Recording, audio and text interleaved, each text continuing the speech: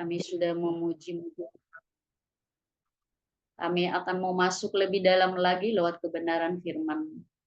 Urapi setiap kami Tuhan, baik yang berkata-kata maupun yang mendengarkan, agar setiap perkataan yang keluar dari mulut bibir hamba berasal dari-Mu.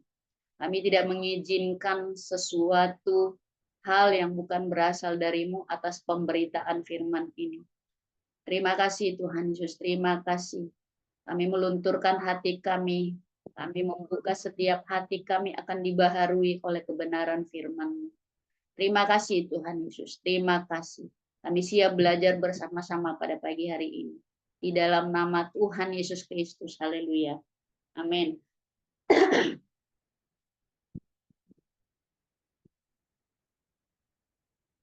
Shalom Bapak Ibu. Maaf ya, saya unmute dulu yang masih. Apakah saya co-host? Oh, saya nggak bisa. Siapa yang host boleh jadikan saya co-host dulu, ataukah yang mic-nya, oh ya sudah tertutup semua. Minta maaf ya, saya kalau melayani terus ada bunyi-bunyi itu saya terganggu.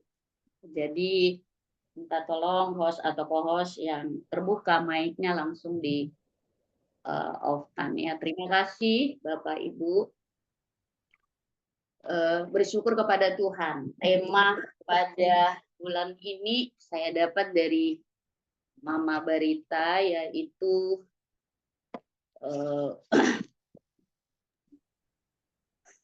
bentar.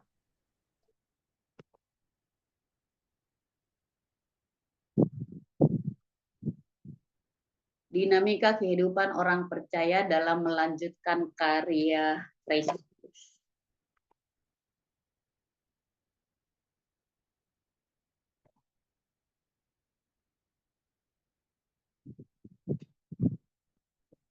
Ada beberapa bagian yang saya mau bahas pada pagi hari ini tentang tema ini. Saya bagi 3 bagian atau 3 poin tentang tema ini. Tetapi sebelum kita masuk di dalam pembahasan, kita baca dari Matius 28 ayat 18 sampai 20. Matius 28 ayat 18 sampai 20.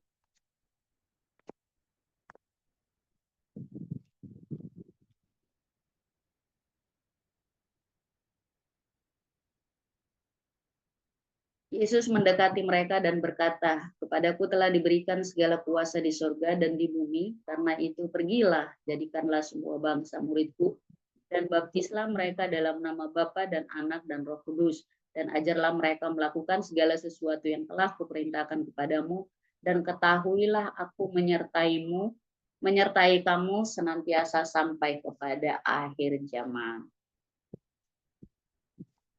Saya catat di sini ada 3 bagian yang saya mau bahas tentang tema kita di bulan ini. Yang pertama adalah dinamika kehidupan orang percaya. Dinamika kehidupan orang percaya itu harus dipimpin oleh Roh Kudus. Orang percaya harus dipimpin oleh Roh Kudus dalam melanjutkan karya Kristus. Roh Kudus memberikan kita kekuatan, hikmat, dan keberanian untuk melakukan pekerjaan Tuhan. Di situasi-situasi tertentu, kadang-kadang kita, saya kemarin kesaksian ini dan saya gagal, dan saya harus minta maaf sama anak saya, karena situasinya sangat sulit, sementara saya melakukan sesuatu yang saya harus selesai, dan saya mengambil keputusan di depan anak saya dengan hal yang salah. Setelah itu saya langsung ditegur oleh Roh Kudus. Nah, pagi ini bukan karena saya berbicara tentang kita harus dipimpin oleh Roh Kudus, saya lulus selalu. Tidak, Bapak Ibu. Kita sama-sama berjuang iman. Berjuang iman itu tidaklah selalu baik-baik saja. Seperti yang saya alami, mengambil keputusan yang tidak seharusnya saya ambil, Dan sebenarnya waktu mengambil keputusan itu saya tahu salah, tetapi kenapa ya sampai kok ya gini aja gitu. Jadi ketika ada Roh Kudus di dalam kehidupan kita, Roh Kudus itu akan menegur kita. Makanya saya di keluarga mengajarkan bahwa tingkat kepekaan kita itu kita harus aktifkan supaya Roh Kudus, sebenarnya Roh Kudus tidak pernah meninggalkan kita, Bapak Ibu. Pernah saya dengar bahwa Roh Kudus itu keluar dari kehidupan kita kalau kita melakukan dosa. Tidak, dia hanya diam, tidak bermanifestasi. Kenapa? Karena kita tidak aktifkan. Nah, itu. Nah, Roh Kudus memberikan kita kekuatan. Kekuatan apa? Mengambil setiap keputusan seperti tadi saya mengambil keputusan yang salah. Dan saya harus mengakui di depan anak saya. Anak saya sudah remaja Bapak Ibu, dan itu kita harus rendah hati ketika mengambil keputusan yang salah. Jangan lagi kambing hitam, kambing merah, kambing putih. Oh ya, saya ngambil keputusan tadi begitu karena begini. Tidak perlu. Itu bukan rendah hati Bapak Ibu. Itu mengkambing hitamkan segala kambing-kambing yang ada. Nah, memberi hikmat. Hikmat itu kemarin kami sharing di Wanita Betani Indonesia. Bukan, maaf, di ini di Komsel, tetapi kalau di Betani namanya Family Altar.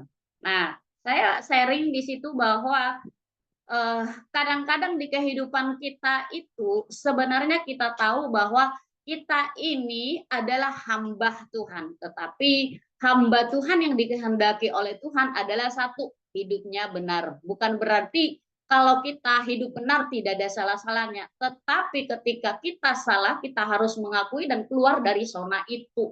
Saya seringkali kadang-kadang marah di rumah saya kalau anak saya jatuh di kesalahan yang sama.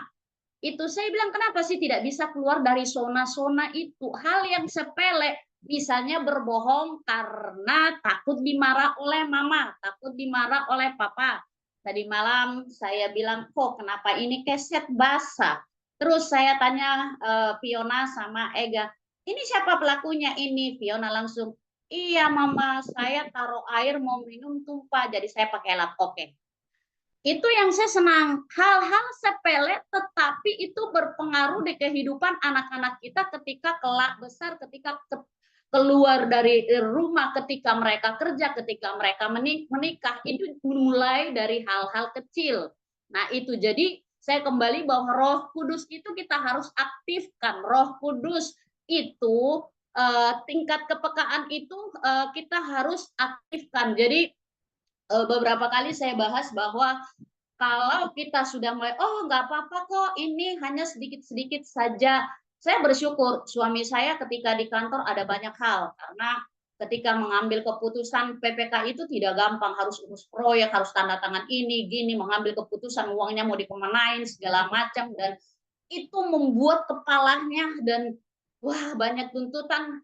Kami sharing banyak hal. Saya bilang ya udah, kita serahkan sama Tuhan, karena orang-orang di sekeliling kita mereka tidak paham karena tidak hidup dalam Tuhan. Bahkan saya guyonan kadang-kadang, oh dia belum ikut SPK. SPK itu waktu di GBI saya pengikut Kristus. Saya guyonan, oh dia tidak ikut dulu bimbingan pranikah. Jadi saya alihkan supaya suami saya ketawa seperti itu. Nah, hal-hal yang membuat kepala kita misalnya berat, misalnya terpuruk, itu kalau tidak ada Roh Kudus, kita tidak dekat sama Tuhan, itu luar biasa kita bisa mengalami hal-hal yang depresi.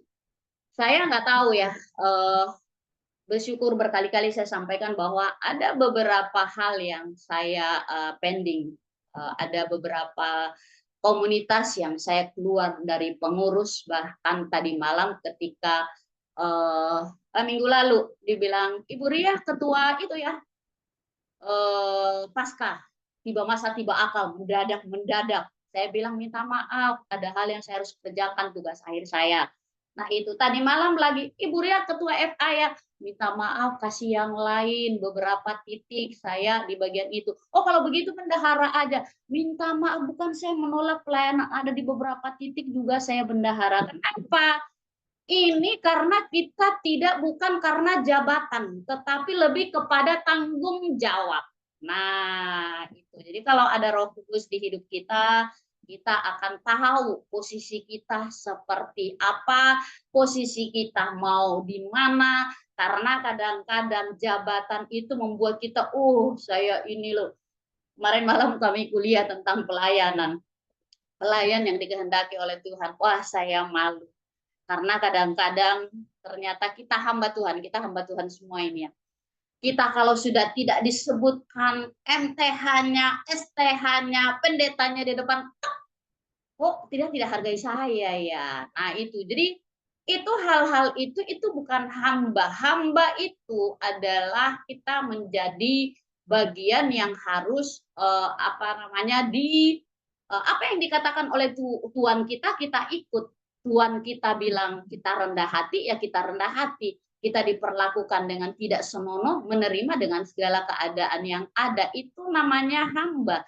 Tetapi kalau mengatasnamakan kita ini hamba, baru tidak ditaruh duduk di tempat yang selayaknya, misalnya di depan, saya selalu melihat, sebetulnya miris saya lihat, ketika kita hamba Tuhan ini datang di suatu tempat, tong-tong-tong penjemput tamu langsung taruh kita di depan. Saya bilang, oke, kita ini hamba Tuhan, dihargai hamba Tuhan, tetapi harus sama rata semua. Kita mau duduk di mana saja, silahkan. Kayak gitu-gitu. Karena apalagi kalau di suatu tempat perbedaan di VIP room, yang hamba Tuhan itu makan di VIP room, yang lainnya makan kotak. Saya sedih loh Bapak Ibu. Kenapa? Itu bukan hamba. Tapi itu pribadi saya nggak tahu kalau kenapa sampai sebegitunya organisasi kadang-kadang mengeluh-elukan, dan itu bahaya. Kenapa? Karena kadang-kadang yang ada di pundak kita sudah mulai kita, saya ini loh, saya dihargai loh, lupa kita tidak aktifkan Roh Kudus. Kita ini hamba, kita ini kesek, jadi aktifkan Roh Kudus. Itu poin yang pertama. Poin yang kedua, mengenal firman Tuhan. Setiap pagi pasti kita baca firman Tuhan. Nah, firman Tuhan itu apakah jadi rema? Saya kadang-kadang gagal. Gagalnya itu baru keluar dari rumah sudah mulai, jangankan keluar rumah, ada hal sepele dalam rumah itu membuat damai sejahtera hilang, firman itu udah hilang. Padahal selesai mesbah keluarga dengan suami. Nah itulah kita selalu berhati-hati. Karena kalau firman Tuhan itu kita tidak praktekkan, itu percuma. Apa bedanya orang di luar sana yang tidak kenal Tuhan? Itu harus berbeda Bapak Ibu. Dimulai dari buahnya, paling cepat terlihat itu adalah respon kita. Saya juga masih belajar tentang respon Bapak Ibu. Jadi respon kita itu menentukan, ini sudah seperti ini. Karena karakter itu terbentuk tidak satu hari, tidak satu minggu, tidak satu bulan, tidak satu tahun, tapi berkesinambungan. Kadang-kadang hari ini kita berhasil, besoknya mungkin gagal, seperti saya kemarin ada gagal, tetapi percayalah, ketika kita berjalan bersama dengan Tuhan lewat kebenaran firman Tuhan, pasti kita akan lulus. Nah, orang percaya harus mengenal firman Tuhan untuk memahami rencana dan tujuan Tuhan dalam melanjutkan karya Kristus. Firman Tuhan memberikan kita petunjuk dan bimbingan dalam melakukan pekerjaan Tuhan. Kita bisa baca di dalam 2 Timotius 3 ayat 16 sampai 17. Segala tulisan yang diilhamkan Allah memang bermanfaat untuk mengajar, untuk menyatakan kesalahan, untuk memperbaiki kelakuan, dan untuk mendidik orang dalam kebenaran. Dengan demikian, tiap-tiap manusia kepunyaan Allah diperlengkapi untuk setiap perbuatan baik. Saya tidak tahu di tempatnya Bapak Ibu. Di tempat saya ini, saya selalu yang real, yang realita. Kita kalau di gereja khotbah keras sudah mulai tersinggung. Tetapi ketika kita undang pembicara dari gereja lain, sekeras apapun, kami sangat diberkati. Heran ya. Mudah-mudahan di Jumatnya para Flash tidak begitu ya. Tapi di tempat saya, wow. Sampai saya bilang, Tuhan, saya menyampaikan kebenaran yang murni, dan saya tidak bisa harus diatur, nggak boleh ngomong begini karena nanti si Ono tersinggung, nanti si ini tersinggung.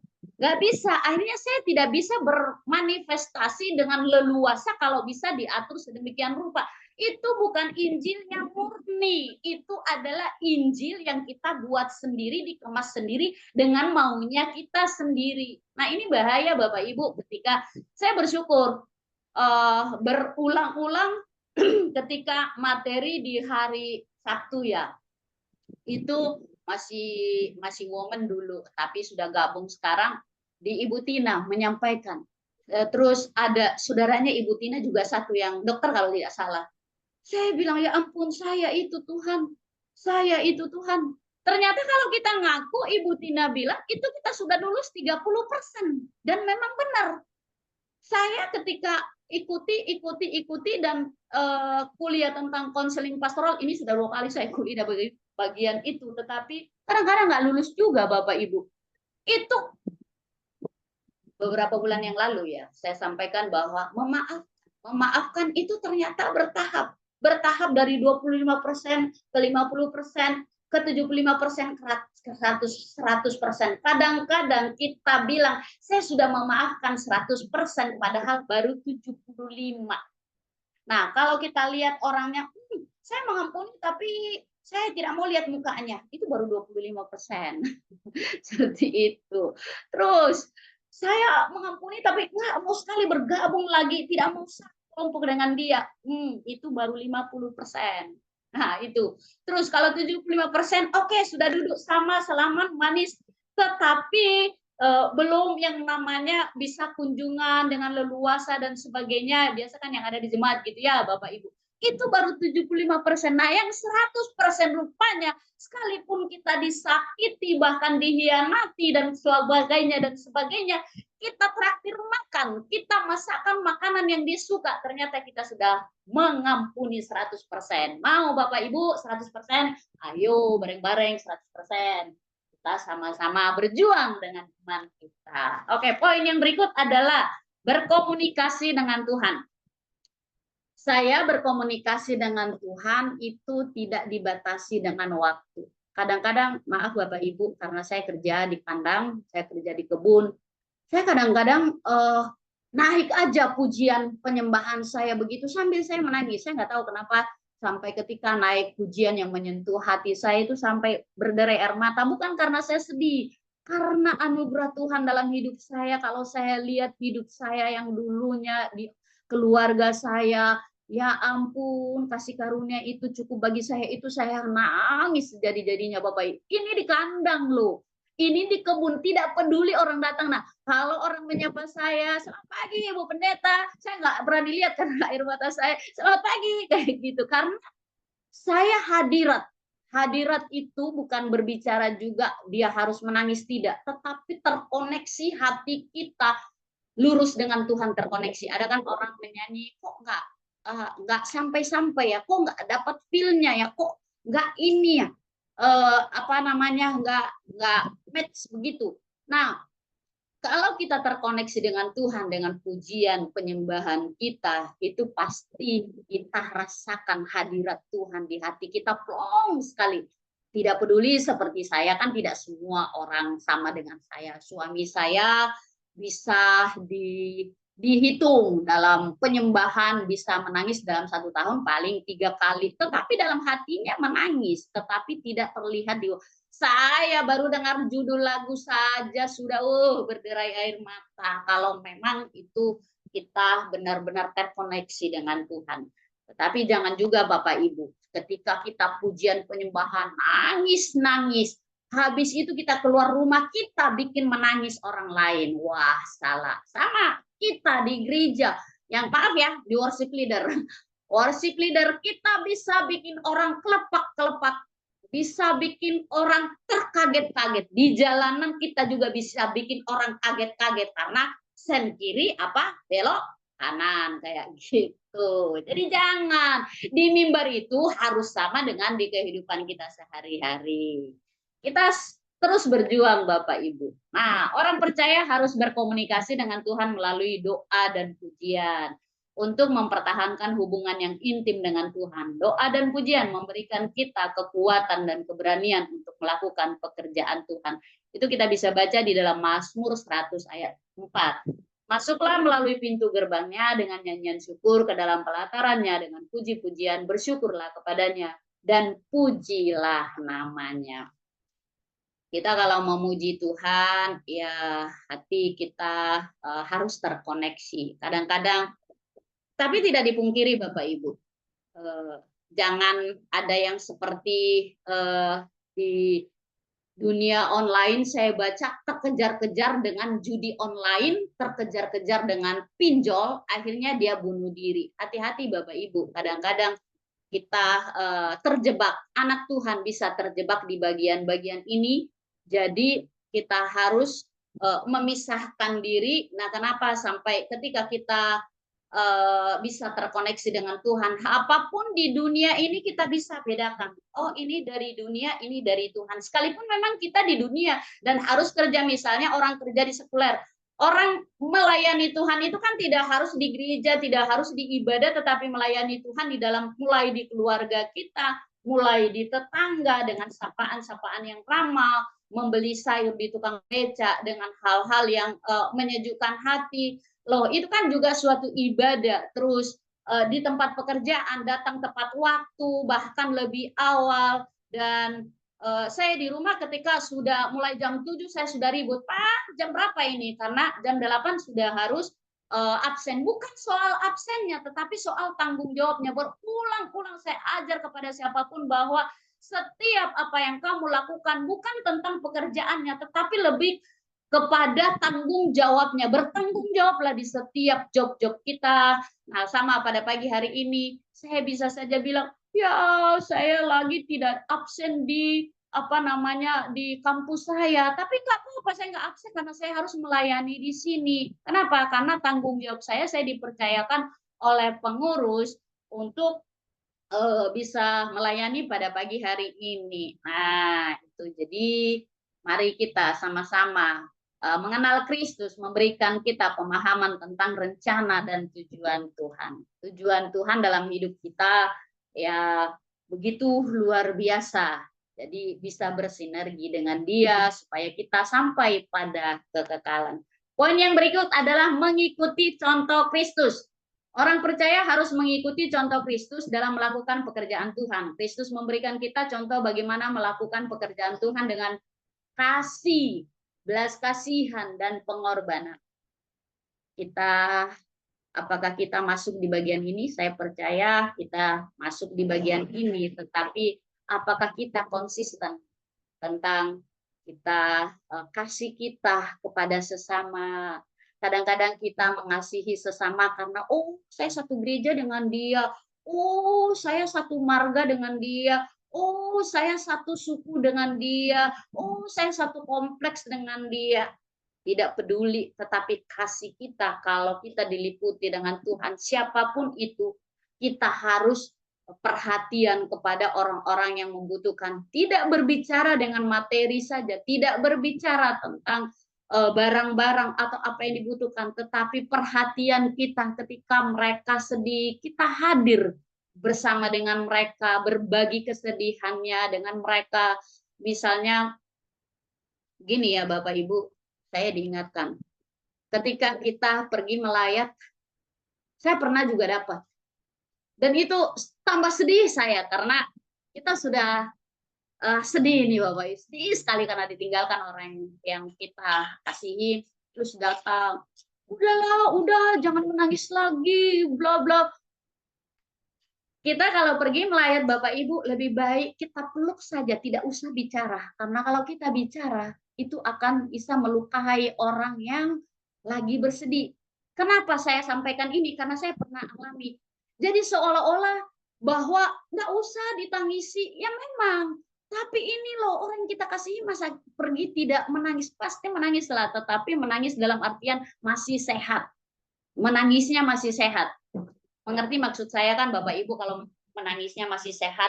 Nah itu, jadi kita kalau pergi berempati sama orang, ya paling tidak peluk saja, terus kalau laki-laki kita salam dan tunduk dan muka kita terlihat bahwa kita berempati, kita simpati, kita punya kasih sama mereka. Jadi itu bagian poin yang penting. Yang kedua, yang saya masih lihat kegagalan-kegagalan. Kemarin ada anaknya teman saya masuk ICU, cukup saya kaget karena memang cuci darah. Kenapa cuci darah? Karena semenjak dari dia remaja sampai kan anak ini SMA sudah cuci darah, sudah kena ginjal, gagal ginjal. Nah, saya mau cerita bahwa kenapa gagal ginjal? Nggak pernah minum air putih, habis makan, habis apapun itu minum soda-soda, gagal ginjal lah, umur 20 tahun, sedih. Dan ketika sudah cuci darah itu sudah hampir mau 2 tahun, sedih sekali, tapi kami selalu doakan bahwa dan orang tuanya cukup kuat. Kami bersyukur. Terus ketika masuk ICU, terus saya masuk, saya langsung yuk kita berdoa. Saya hanya minta beri kekuatan kalau boleh Tuhan bla bla begini. Saya tidak bilang sembuh dalam nama Yesus sembuh. Itu kan Tuhan yang berkarya. Dan ketika saya melihat hari kedua dan saya hanya minta kepada Tuhan malam itu ketika suster sudah menyerah karena ya namanya orang apa namanya cuci darah itu di mana-mana sudah sampai di sininya kan harus masuk terus di sini jadi di mana-mana itu tangannya sudah penuh dengan karena cuci darah setiap minggu gitu dan ketika saya masuk di ICU saya lihat panas dan tensinya berapa ya 198. Saya hanya bilang sama Tuhan, Tuhan minta belas kasihanmu supaya jarumnya bisa masuk, supaya aliran makanan obat boleh masuk di tubuhnya dan biarlah engkau yang menyempurnakan kesembuhannya. Itu saja saya minta sama Tuhan. Terus saya masuk dengan mamanya. Terus ketika saya pulang, setiap malam saya ke sana. Ketika saya pulang, saya selalu tanya keadaannya seperti apa. Oh puji Tuhan, sudah bisa infus masuk seperti itu. Sudah ditemukan titik nadinya untuk bisa masuk. Bersyukur di bagian-bagian itu dan saya mau cerita bahwa ketika kita mengunjungi orang di rumah sakit, jangan kita bilang begini, iya, tahu tidak itu anaknya ibu itu loh cuci darah juga dia meninggal. Orang shock. Yang ada di otaknya karena orang ini kan sensitif kalau orang sakit. Jadi jangan lagi dibilang sama. Makanya Bapak Ibu minta maaf kalau saya sakit saya orang-orang tertentu saja yang boleh datang mengunjungi saya di rumah kecuali kalau di rumah sakit kita nggak bisa. Kenapa? Saya nggak mau shock. Waktu saya kanker payudara Bapak Ibu rasanya dunia runtuh itu dalam sekejap. Tetapi ketika Tuhan menguatkan saya menyertaimu. Menyertai bukan berarti langsung sembuh bim salabim, tidak. Tapi ketika saya membutuhkan keuangan ada, ketika saya ketemu dengan dokter tepat, ketika di operasi pengangkatan sekalipun 6,5 jam di ruangan operasi, itu Tuhan sertai. Terus ketika saya harus membeli vitamin 1,7 dalam jangka 6 minggu, itu ada dan sampai detik ini saya bilang memang Tuhan sertai. Per 6 bulan saya harus kontrol. Itu berapa biaya loh ke Makassar. Habis itu plus-plusnya. Saya datang ke Makassar berobat Bapak Ibu, saya mau cerita bahwa ketika saya pulang kampung bukan orang melihat bahwa saya datang berobat, tidak. Datang harus salam tempel ke keluarga sekalipun mereka punya uang. Nah, itu yang Tuhan bilang saya menyertaimu. Jadi saya lagi melanjutkan ini bahwa kalau kita kunjungan, ceritalah dengan hal-hal yang positif, memotivasi, dan kalau perlu kita mendengarkan saja atau dia melihat situasi-situasi yang ada. Jangan lagi menambah beban-beban yang ada di otak mereka, otak keluarga mereka untuk, oh iya loh, kemarin lo kasihan, itu dirujuk sampai ke Jakarta, meninggal. Aduh Tuhan. Jadi hal-hal itu Bapak Ibu sepele tetapi bisa membuat kita tidak jadi berkat. Kita tidak bisa memberitakan Injil yang benar. Itu termasuk di dalam bagiannya itu. Oke, kita lanjut Bapak Ibu. Menggunakan karunia rohani. Nah, Orang percaya harus menggunakan karunia rohani yang diberikan oleh Tuhan untuk melanjutkan karya Kristus. Karunia rohani memberikan kita kemampuan untuk melakukan pekerjaan Tuhan dengan efektif. Ada orang kan stagnan. Dia kalau suka ya masuk link. Apalagi kalau nggak suka yang bawa firman, nggak usah masuk. Itu bukan orang-orang yang bersinergi dengan Tuhan. Itu masih bersinergi dengan hatinya. Harus berjuang dengan hatinya orang-orang demikian. Harus keluar dari zona-zona itu. Kita itu Tuhan bukan zona yang nyaman, Bapak Ibu. Kalau di daerahnya Bapak Ibu mungkin tidak seperti di daerah saya di sini, waduh sensitif orang-orang terus setiap hari datang minta ini minta ono. Jadi kita harus benar-benar menyiapkan hati kita dan kalimat-kalimat apa yang kita harus sampaikan supaya mereka nggak tersinggung. Maaf ya Bapak Ibu, kami di Papua ini benar-benar harus berjuang dan harus jadi berkat. Sekalipun ada ternak aniaya, sesama hamba Tuhan loh, kadang-kadang rasis loh, kamu ini pendatang hanya datang cari makan di sini, tidak memberkati seperti Melkisedek, disinggung-singgung loh ini orang-orang pribumi ngomong begitu. Tetapi kalau kita hamba Tuhan yang murni tidak terpengaruh dengan kata-kata itu. Kenapa? Karena kita melayani bukan apa kata mereka, tetapi apa kata Tuhan. Itu yang membuat saya teguh untuk melayani. Nah, oke, poin yang kedua adalah poin yang ketiga, yang kedua. Menghayati panggilan. Nah, bagaimana kita menghayati panggilan Tuhan? Melayani dengan kasih. Tadi sudah di poin yang kedua juga tadi. Kita dipanggil untuk melayani, bukan dilayani. Nah, kalau ada hamba Tuhan yang masih duduk di sini, diambilkan minum, diambilkan tisu, terus sini, tolong kipasnya kesiniin Kak, tolong AC-nya dikencangin, tolong AC-nya dikecilin. Wah, saya rasa bagian-bagian itu kita harus bertobat, Bapak Ibu. Kenapa? Nggak sampai orang melihat Kristus di diri kita kalau masih memakai sistem itu. Apalagi kalau masih sistem demokrat dulu, orang tuanya karena bla bla bla, akhirnya dia pakai sistem itu dalam gereja.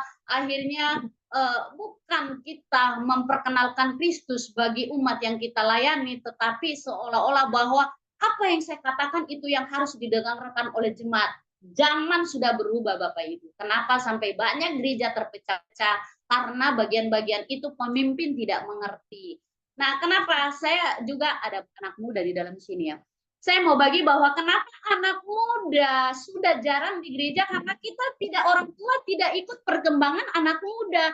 Saya seringkali ditegur oleh Ega sama Fiona, mama ini kok katro sekali ya. Saya oh ya, bagaimana caranya masuk di ini yang gini-gini. Jadi menyesuaikan dengan anak muda supaya anak muda tidak lari dari gereja. Di gereja itu biasanya anak muda dapat pakai style, apalagi kalau kita di ibadah pantai kan, orang tua itu masih sistem dulu yang orang-orang tua. Kita datang pakai celana pendek, sepatu, cat, dia kok datang ibadah seperti itulah. Kita dan ibadah pantai, jadi kan santai. Jadi lucu. Saya pernah diundang Bapak Ibu makan di restoran. Terus saya datang dengan suami saya sendal jepit, celana pendek, baju kaos. Sementara mereka ada yang pakai blazer seperti saya. Terus kita tiba dan kebetulan memang kami agak terlambat, sudah duduk semua. Kami dilihatin semua begini. Terus saya bilang, apa yang salah ya? Lihat saya, apa yang salah ya? Kok kita dilihatin dari ujung kaki sampai ujung rambut? Ada yang salah ya? Terus datang dengan hanya isi HP di dalam dengan tidak pakai tas begitu, kantong HP lah gitu. Datang terus duduk, dipersilakan duduk karena kita diundang hamba-hamba Tuhan. Saya berpikir begini Bapak Ibu, kan kita diundang kan bukan pergi beribadah. Yang penting celana pendeknya bukan di atas lutut, masih sopan. Baju kaosnya bukan yang kensi-kensi satu tali. Nah, kadang-kadang kita melihat hal-hal itu Bapak Ibu yang kelihatan. Kita tidak perbaharui hati kita. Bagaimana kita melayani dengan kasih sehingga orang akan melihat Kristus dalam kehidupan kita. Nah, jadi jangan kita hamba Tuhan itu harus dilayani melulu. Ada satu, saya mau saksikan ini. Banyak kesaksian saya karena kita jarang-jarang ketemu aja. mantan Bupati Asmat. Karena saya di Papua, jadi berbicara orang Papua. Di Asmat itu terus pernah membantu kami uang kuliah waktu saya S1. Terus pertemuan di hotel, baru bincang-bincang lah, bincang-bincang ringan, karena memang beliau juga suka sharing dengan hamba Tuhan. Habis itu dicerita, saya Bapak Ibu, kalau pergi nggak pernah orang bawa, memang ada asistennya, dan itu selayaknya didapatkan sebagai bupati. Dia tasnya, apa travel bagnya, kopernya, dia bawa sendiri, dan yang lainnya dibawa oleh asisten pribadinya, seperti itu. Dia bilang, kenapa sampai saya seperti itu? Beliau bilang bahwa ketika saya seperti itu dan saya turun jadi pejabat dan saya tenteng, saya punya koper travel bag, orang akan bilang, nah itu toh sudah bawa sendiri travel. Nah, kalau saya terbiasa dari pejabat bawa sendiri dan itu sudah terbiasa, itu saya lakukan seperti itu. Dan di bagian Sorong di sana, Papua Barat ya, Papua Barat menjadi gubernur, luar biasa rendah hati sekali. Dan itu awal perjalanan beliau itu tuh, wah menurut saya dahsyat juga, orang Papua asli. Nah itu jadi kadang-kadang kita ini kalau sudah hamba Tuhan, apalagi kalau pejabat, apa namanya, direktur perusahaan, kita memanfaatkan situasi-situasi seperti itu. Tapi saya juga melihat penghiburan Tuhan itu, melihat beberapa yang saya kenal itu, wah direktur terus ini, tetapi kalau dalam gereja dia melayani, dia jadi penjemput tamu, itu luar biasa loh. Saya senang lihat yang begitu-begitu. Berarti memang sudah jadi hamba, sudah terkoneksi dengan Tuhan, sudah aktifkan Roh Kudus dalam hidupnya. Nah, kita lanjut ya Bapak Ibu. Lumayan lah, sudah setengah jam, tapi tidak apa-apa ya Bapak Ibu.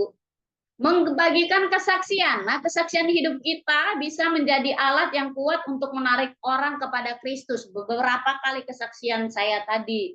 Nah, jangan ragu untuk berbagi bagaimana Tuhan telah mengubah hidup. Begini Bapak Ibu. Jangan kita bersaksi, sayanya ini loh yang kelihatan kitanya, tetapi Tuhannya yang lewat kesaksian itu. Seperti saya menyaksikan bahwa saya tidak dikemo karena pertolongan Tuhan. Bukan saya tidak dikemo loh, karena memang saya pola hidup sehat, gini. Bukan.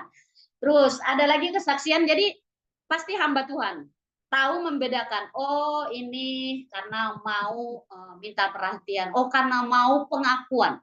Seperti contoh begini, saya pernah dengar kesaksian begini di tempat saya, tapi bukan gereja saya. Dia sampaikan bahwa bersyukur bahwa saya sudah membeli tanah hanya karena anugerah Tuhan, bla bla bla bla bla bla. Endingnya bahwa dia minta pengakuan. Seperti itu. Kan hamba Tuhan kalau bisa membedakan yang mana yang ingin diakui dan mana yang benar-benar mempermuliakan Tuhan. Jadi kita tidak hanya sekedar bersaksi Bapak Ibu, tetapi benar-benar jadi berkat bagi orang lain, bukan lagi menyudutkan. Oh, saya sudah beli tanahku kapan? Bahasa kasarnya kan begitu. Nah, jadi bersaksi juga itu Bapak Ibu harus sesuai dengan mempermuliakan Tuhan, bukan karena saya baru beli mobil baru. Ya memang ada Tuhannya di dalam, tapi tetap bahwa saya itu loh, bisa loh, gitu. Hati-hati Bapak Ibu, itu bukan hamba. Gitu. Nah, kita baca di dalam Wahyu 12 ayat 11. Dan mereka mengalahkan dia oleh darah anak domba dan oleh perkataan kesaksian mereka, dan mereka tidak mengasihi nyawa mereka sampai pada maut. Oke, masih sedikit Bapak Ibu. Menjadi berkat, setiap kita memiliki talenta dan karunia yang bisa digunakan untuk kemuliaan Tuhan. Apakah itu dalam pengajaran, pelayanan sosial, atau pendukung misi, kita dipanggil untuk menjadi berkat. 1 Petrus 4 ayat 10-11. Setiap orang hendaklah menggunakan karunia yang diterimanya untuk melayani satu sama lain, seperti yang dilakukan oleh tiap-tiap orang, agar dalam segala sesuatu Allah dimuliakan oleh Yesus Kristus. Kepadanya lah kemuliaan dan kekuasaan sampai selama-lamanya. Talenta yang kita miliki, ketika Tuhan memberikan kita 1 talenta, jangan kecil hati. Seperti yang ada di Alkitab, dia menguburkan, akhirnya dia nggak mau kembangkan. Yang dikasih 3, yang dikasih 5, silakan kita kembangkan seefektif mungkin agar Tuhan dipermuliakan. Poin yang terakhir, kesimpulan. Saudara-saudari yang kekasih, Bapak Ibu yang terkasih dalam Tuhan, kita semua telah dipanggil untuk melanjutkan karya Kristus di dunia ini. Dengan memahami dinamika kehidupan orang percaya dan melanjutkan karya Kristus, kita dapat melakukan pekerjaan Tuhan dengan efektif dan dinamis. Mari kita terus memohon kekuatan hikmat dan keberanian dari Tuhan untuk melakukan pekerjaan Tuhan dengan kasih, belas kasihan, dan pengorbanan. Tuhan Yesus memberkati.